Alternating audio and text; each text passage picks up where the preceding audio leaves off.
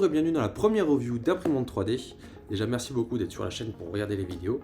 Et non, c'est parti. Alors la première imprimante 3D sur laquelle on va commencer, alors c'est une ancienne, c'est une vieille, mais je vais passer de la... J'ai eu un peu de tout, j'ai les vieilles, j'ai des très récentes qui sont sorties à un mois, enfin j'ai de tout. Et je commence par celle-là parce que c'est grâce à cette machine-là, enfin j'en ai 6 autres comme ça, qui m'ont permis de faire ce que je fais actuellement. Donc déjà un grand merci à Prusa, je les ai énormément dans mon cœur. Et celle-là, alors on est sur la Prusa Mini, je vais expliquer un peu mes retours, les prix, ce qu'elle a, ce qu'elle est bien, pas bien, est-ce que je recommande à des débutants, etc., etc. Même si je suis un grand fan de Prusa, je vais pouvoir aussi dire les choses qui me dérangent dans cette imprimante au niveau des tarifs, etc., etc. La Prusa Mini, actuellement, le prix est à 509 €. À l'époque, on avait le choix de pouvoir la recevoir uniquement en semi-assemblée. Maintenant, il y a soit assemblé soi-même, soit en semi-assemblé, et c'est sachant que les deux, soit 509 € quoi qu'il arrive. Et maintenant, il n'y a plus le choix, si tu commandes l'imprimante, tu as le caisson avec. Parce qu'avant, je crois qu'il fallait compter dans les 400, 450 € je crois pour avoir l'imprimante, ou peut-être un peu moins, je sais plus exactement, mais du coup, le caisson est vachement peu onéreux pour l'imprimante qui est fournie avec. Au niveau de la date de réception, moi, comme j'ai expliqué dans la première vidéo introduction, je l'ai reçu, je l'ai commandé pour mon anniversaire en fin novembre 2019. Je crois que j'ai reçu en juin 2020, parce qu'il y a eu le Covid. Donc du coup, ça a été énormément décalé. Première réception et je tombe amoureux. C'est génial. En même temps, j'ai envie de dire, c'est la première imprimante 3D que j'ai. C'est la première imprimante 3D, donc forcément, le nouveau, on est vite amoureux, c'est un truc de dingue. Au niveau du type d'extrusion, on va sur un système Bowden. Alors pour ceux qui ne savent pas, je vais expliquer ce qu'il faut. Il y a des gens qui savent ici ce que c'est le système Bowden et d'autres qui ne savent pas ce que c'est le système Bowden. Le système Bowden, c'est l'engrenage qui sert d'extrusion. D'accord. Donc pour faire une idée, le filament, il faut bien qu'il monte et qu'il descende. Et c'est pris par un engrenage qui va... Donc l'engrenage, je fais par ma main. J'ai l'impression d'être Fab Lab quand j'explique pareil. L'engrenage qui représente la main, d'accord. Le filament, il permet d'être monté et descendu grâce à l'engrenage, d'accord. Ce que quasiment toutes les têtes d'impression actuelles sont toutes des direct drive. Direct drive, ça veut dire qu'en gros, ce système-là se trouve dans la tête. Ici, on est sur un Bowden. La tête d'impression est beaucoup plus légère, puisque le système d'extrusion se trouve à l'arrière. Alors ça, c'est ses avantages, ça, c'est défauts. Alors, les avantages qu'il y avait à l'époque, qui maintenant ont été résolus. L'avantage du système Bowden, c'est que la tête était beaucoup plus légère, ce qui fait qu'en gros, ça pouvait aller plus vite. Sauf que maintenant, on a réussi à... Enfin, ils ont réussi, du coup, les fabricants, à alléger tellement les têtes d'impression que finalement tous les direct drive sont hyper rapides et battent largement celle-là, qui n'en est pas une. Donc le système Bowden, je pense, ça va être abandonné peut-être dans le futur, sauf s'il y a d'autres systèmes d'autres avantages. Je vois pas l'avantage qu'il y avait d'autres là-dessus, c'était surtout pour alléger le poids de la tête. Alors après je dis des choses, j'ai pas envie de me tromper, moi je dis des choses par rapport à tout ce que j'ai appris au fur et à mesure. Un désavantage du Bowden, le gros désavantage, ça va être le TPU. Pour imprimer du TPU, donc du flexible, avec ça, j'ai réussi, mais alors c'est une galère sans nom. C'est-à-dire que la vis de tension, comme j'ai dit, il y a l'engrenage, mais sur le côté, il y a aussi une roue, donc il y a un petit espace qui va écraser pour le fil. Donc il y a différentes tensions, plus c'est écarté, et moins la tension est forte. Et il faut gérer la tension, en Bowden, c'est une vraie galère d'imprimer du TPU. Après pour la vitesse, c'est pas un problème, parce que déjà le TPU, il faut l'imprimer relativement lentement. Mais sur cette imprimante, ça tient pas, souvent ça va vite se prendre dans l'engrenage, donc ça va pas être bon du tout. Donc pour du TPU, ça c'est à oublier. Tout ce qui va être ABS, ASA, à oublier aussi, sauf que maintenant, quand vous achetez cette imprimante, vous avez le caisson. Donc vous allez pouvoir éviter du warping. Donc warping, pour ceux qui ne savent pas, ça va être du coup le plateau qui fait en sorte qu'il y a eu un problème et l'impression 3D va se décoller. Alors, soit de façon partielle, soit de façon totale. Et étant donné que la BS ASA, le plateau doit être très chaud, je sais pas dire de bêtises, je me trompe pas, j'ai envie de dire 100 degrés de mémoire, je dis ça. Là, actuellement, il est 21h59 seulement, en plus. Ah oui, 21h59. Je suis un peu fatigué là, après la journée de travail au Fab Lab. On est à 100 degrés pour imprimer de la BS ASA, et ça risque de le décollement est facile là-dessus, parce que le plateau ici de mémoire ne monte qu'à 100 degrés maximum. C'est pile poil et c'est risqué. La BS-ASA en général, j'ai toujours galéré à l'imprimer là-dessus. Deuxième fait, ça dégage de l'odeur. Il n'y a pas de caisson. Maintenant il y a un caisson, mais avant il n'y avait pas de caisson, donc du coup les odeurs, ça y est comme il faut. Ensuite, j'ai remarqué ça. Ça le fait pas sur tous, mais les PLA qui sont, j'en ai essayé un de Rosa 3D qui est en tricolore. Donc c'est sur le même filament, il a 3 couleurs sur la même base. C'est pas qu'il évolue, c'est qu'il ait 3 couleurs. Ça a du mal à extruder, c'est-à-dire que je sais pas si vous avez pu faire la différence. Il y a les filaments, surtout les bicolores, tricolores, etc. Quand vous allez les extruder, en général, ils vont faire un pâté, ils vont s'élargir d'un coup en dessous en sortant. Donc ça prend plus de volume et souvent ça va se boucher. Et la plupart du temps, quand j'imprime avec du bicolore, ça se bouche. Alors avec le filament Bamboo Lab, j'ai pas eu ce souci là encore en bicolore, mais avec le Rosa 3D en tricolore, j'ai eu ce souci là. Là j'ai du bicolore, j'avoue, j'ai pas essayé avec le bicolore de Rosa 3D, parce que du coup j'utilise sur les autres imprimantes, mais voilà. Au niveau de la surface du plateau, on est sur 18 cm x 18 cm x 18 cm de haut. Pour un débutant, franchement, c'est largement suffisant. J'ai commencé ça pendant 2 ans, j'avais 2 ou 3 ans, j'avais 6 Prusa Mini. Et ça m'a servi pour pouvoir faire des factures, pour pouvoir fabriquer dans le monde entier, donc ça suffit amplement au niveau de la surface de travail. Après, si demain on veut faire du gros volume, ça c'est à oublier pour du gros volume. C'est vraiment fait pour des petites pièces, pour de la production, comme les imprimantes sont pas chères. Quoique genre je dis ça, mais maintenant au prix de 500 € si je me trompe pas, vous avez une Bamboo Lab P2S, alors pas combo, mais vous avez une P2 qui a, je regarde bien, c'est 25,6 x 25,6 x 25,6, là j'ai les P1 elles sont le même volume si je me trompe pas. Donc volume plus grand, avec une vitesse d'impression plus grande, caisson fermé, bon, maintenant il y a le caisson pour ça là, nouvelles technologies qui sont à l'intérieur, donc c'est vrai qu'il faudrait mieux plutôt privilégier du coup les PD. Au niveau de la vitesse, alors je pars du principe qu'on était à l'époque, d'accord, en 2020. Alors je trouve que la vitesse était relativement bonne, j'ai pas eu de soucis, mais c'est vrai que quand on compare la vitesse à laquelle ça arrivait de 2020 à maintenant, en l'espace de 6 ans, c'est une dinguerie à quel point les vitesses ont explosé. C'est-à-dire que dès que j'ai reçu la première MK4, dès que j'ai lancé le fichier, je me suis dit, c'est quoi cette vitesse? C'est un truc de fou. Ça a changé du tout au tout. Et même avant dans la MK4, celle-là, dès qu'ils ont sorti le firmware pour pouvoir imprimer un input shaper, j'ai testé, j'ai halluciné avec le Bonker Benji. La vitesse, c'est un truc de fou. Donc pour l'époque, c'était très bien.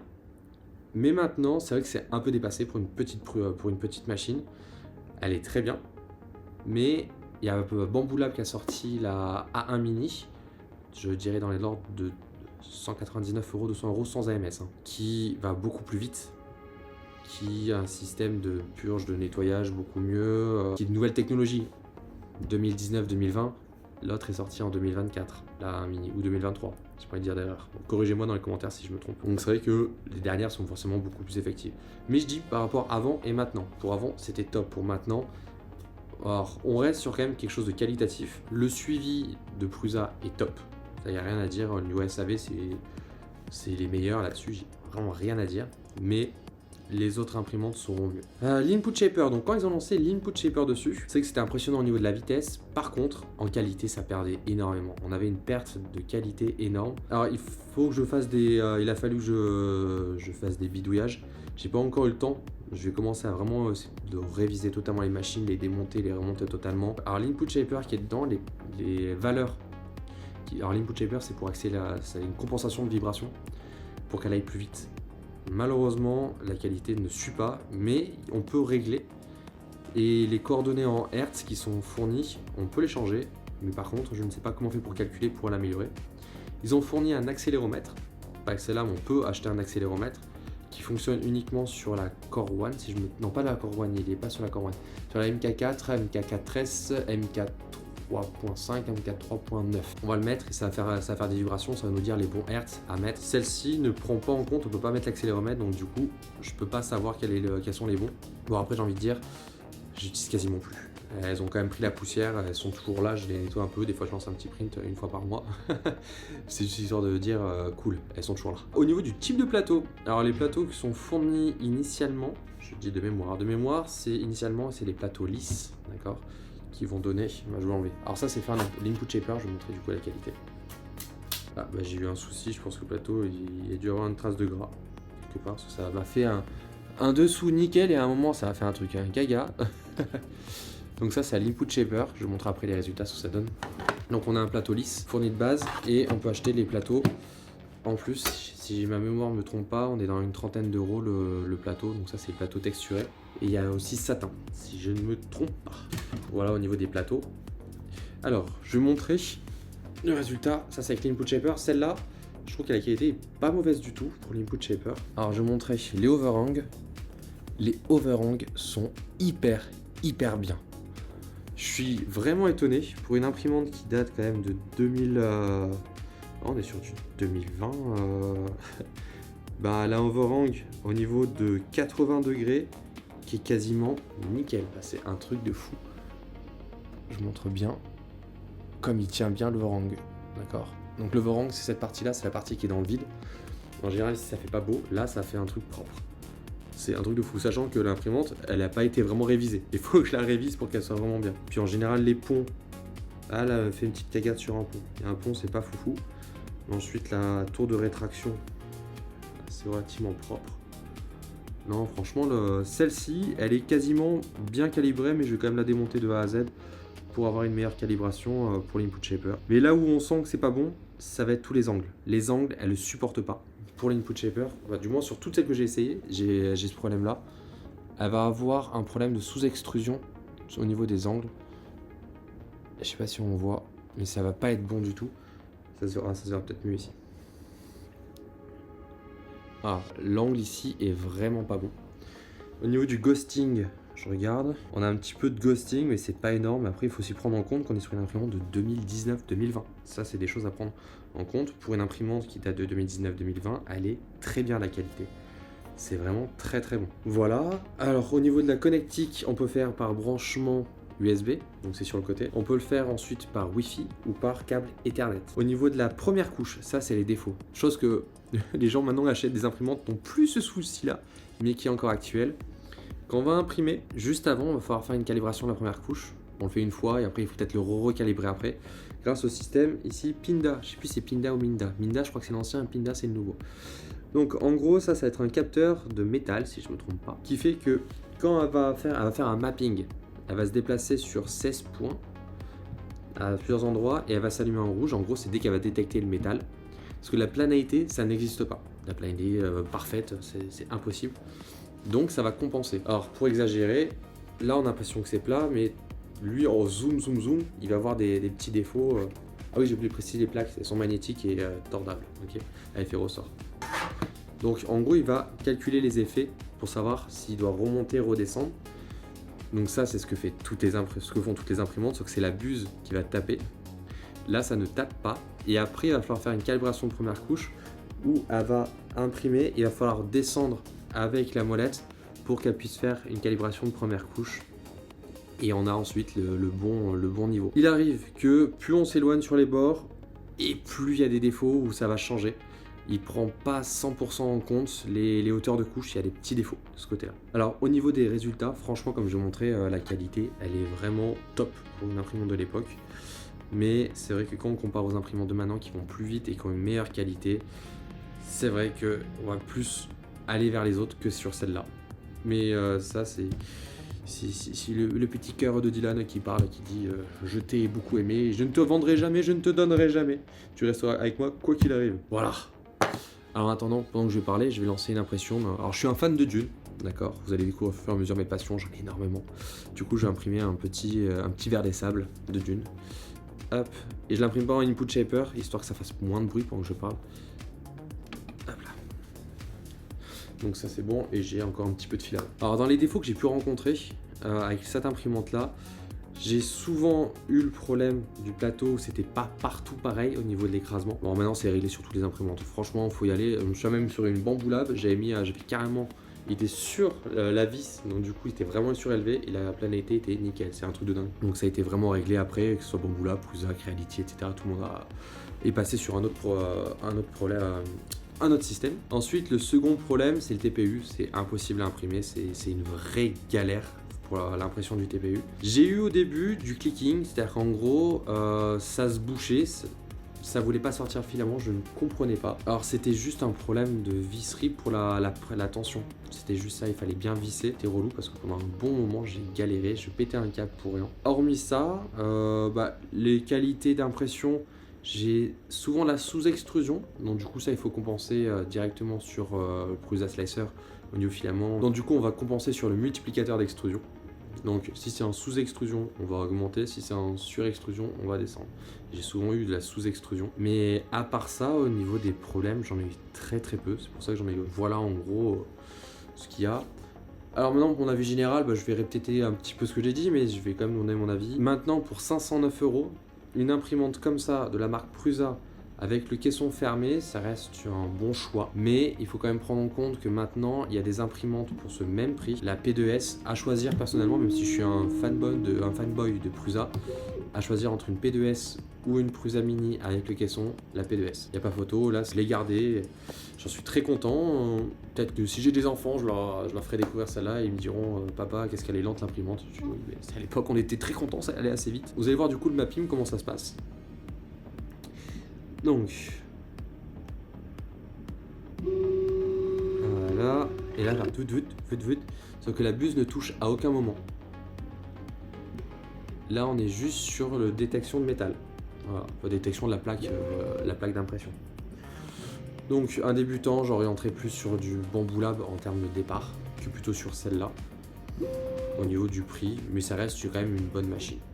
Voilà en gros un avis général sur l'imprimante. Puis voilà, s'il y a d'autres questions dans les commentaires, je répondrai. Dans les autres vidéos qui vont sortir, j'ai le listing. Au niveau du coup des prochaines vidéos, la prochaine vidéo qui sortira, ça sera la conception. Je vais faire une conception d'un étui de jeu de cartes.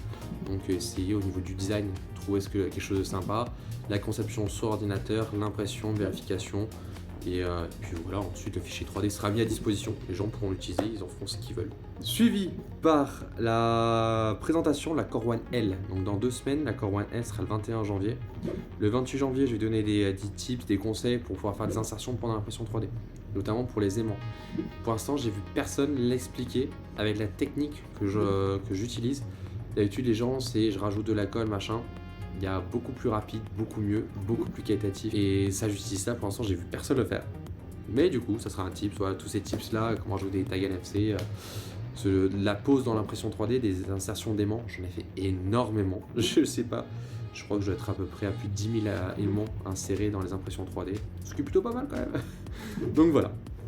Ensuite, nous allons avoir la présentation de la Xtool M1 Ultra, donc la découpe laser, suivi des je fais découvrir les différents types de filaments, beaucoup de PLA avec différentes technologies qui sont dedans, magnétique, bicolore, PLA qui est fait à base de bière, qui est fait à base de scie, etc. PETG, voilà, je vais faire découvrir ça, c'est en première partie, j'en ferai d'autres sur les de plus en plus techniques. Découverte de la Creative K2+, les logiciels que j'utilise, avantages, désavantages par rapport aux autres, présentation de la MK4S, découverte et comparaison du système MMU3, AMS, CFS et SIFO. Donc là on sera en mars.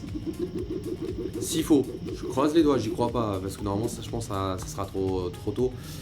Le système Index de Prusa, si je le reçois, s'il le sort pour la Core One L à temps en mars, mais je pense pas que je l'aurai. Voilà, là dites-vous que c'est en vitesse normale, c'est pas en super rapide, mais franchement, qu'est-ce qu'on peut lui reprocher à part qu'elle fasse du bon boulot? Pas grand chose. Hein. Voilà. En tout cas, merci beaucoup d'avoir suivi la vidéo. Je vous dis à une prochaine dans une future vidéo. Merci.